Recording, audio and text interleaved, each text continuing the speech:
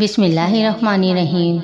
السلام علیکم ناظرین، آج کی ویڈیو میں ہم حضرت موسیٰ علیہ السلام اور فرعون کا واقعہ بیان کریں گے کہ کس طرح حضرت موسیٰ علیہ السلام اللہ کے حکم سے اپنی ساری قوم کو دریائے نیل سے حفاظت سے لے کر گزر گئے، اور کس طرح فرعون اپنے سارے لشکر کے ساتھ دریائے نیل میں غرق ہوا۔ بنی اسرائیل جب اپنے نبی حضرت موسیٰ علیہ السلام کے ساتھ 6 لاکھ کی تعداد میں، جو بال بچوں کے علاوہ تھی، مصر سے نکل کھڑے ہوئے اور فرعون کو یہ خبر پہنچی تو اس نے بڑا ہی تاؤ کھایا اور زبردست لشکر جمع کر کے اپنے تمام لوگوں کو لے کر ان کے پیچھے لگا۔ اس نے تمام لاؤ لشکر کو، تمام سرداروں، فوجیوں، رشتے کنبے کے تمام لوگوں اور کل ارکان سلطنت کو اپنے ساتھ لے لیا تھا۔ اپنے پورے ملک میں کسی صاحب حیثیت شخص کو باقی نہ چھوڑا تھا۔ بنی اسرائیل جس راہ گئے تھے اسی راہ یہ بھی بہت تیزی سے جا رہا تھا۔ ٹھیک سورج چڑھے اس نے انہیں اور انہوں نے اسے دیکھ لیا۔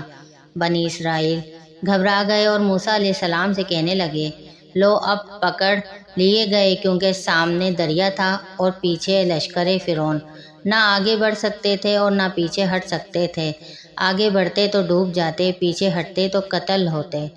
موسیٰ علیہ السلام نے انہیں تسکین دی اور فرمایا، میں اللہ کے بتائے ہوئے راستے سے تمہیں لے جا رہا ہوں۔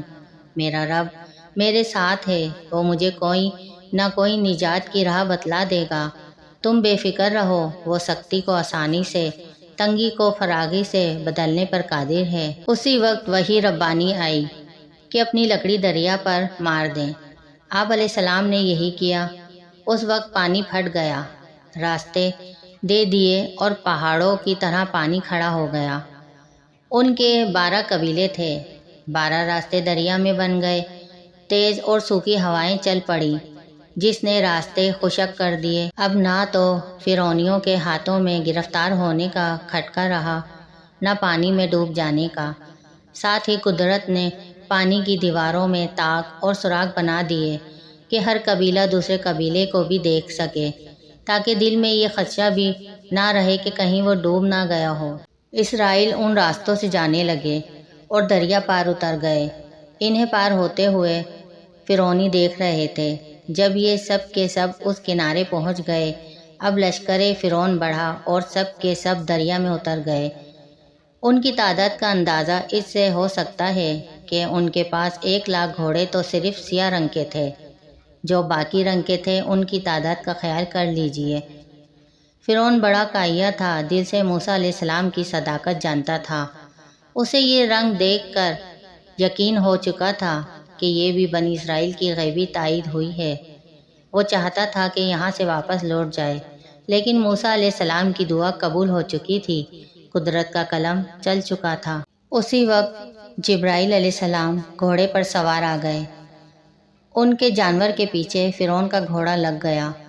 آپ نے اپنا گھوڑا دریا میں ڈال دیا۔ فرعون کا گھوڑا اسے گھسیٹتا ہوا دریا میں اتر گیا۔ اس نے اپنے ساتھیوں کو آواز لگائی کہ بنی اسرائیل گزر گئے اور تم یہاں ٹھہر گئے، چلو ان کے پیچھے اپنے گھوڑے بھی میری طرح دریا میں ڈال دو۔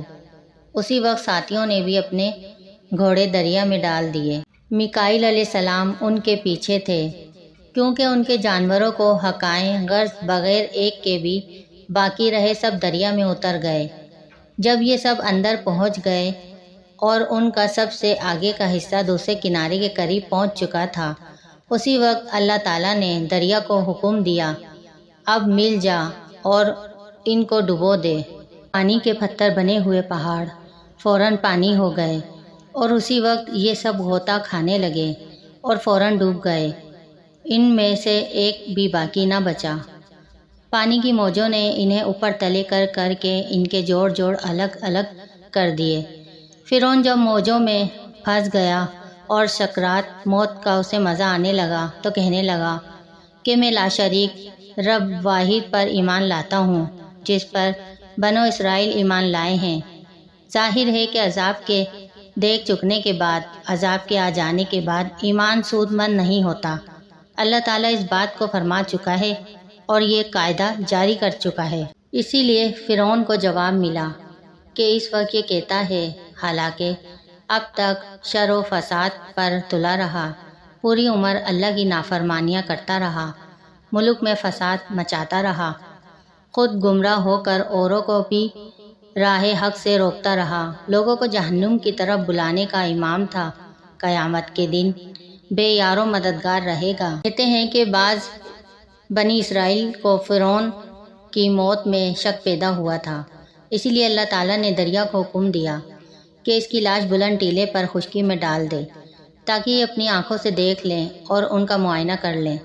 چنانچہ اس کا جسم معمہ اس کے لباس کے خشکی پر ڈال دیا گیا تاکہ بنی اسرائیل کو معلوم ہو جائے اور ان کے لیے نشانی اور عبرت بن جائے، اور وہ جان لیں کہ غضب الہی کو کوئی چیز دفع نہیں کر سکتی۔ باوجود ان کھلے واقعات کے بھی اکثر لوگ ہماری آیاتوں سے غفلت برتتے ہیں، کچھ نصیحت حاصل نہیں کرتے۔ ان فرعونیوں کا غرق ہونا اور موسیٰ علیہ السلام کا مسلمانوں کے نجات پانا عاشورہ کے دن ہوا تھا۔ ناظرین، ہمارے چینل پر اسلامی وظائف اور اسلامی واقعات کی ویڈیوز اپلوڈ ہوتی ہیں۔ ان ویڈیو کو دیکھنے کے لیے ہمارے چینل کو سبسکرائب کیجیے اور نوٹیفیکیشن بیل کو آن کر دیجیے تاکہ آنے والی ویڈیوز آپ کو ملتی رہیں۔ شکریہ۔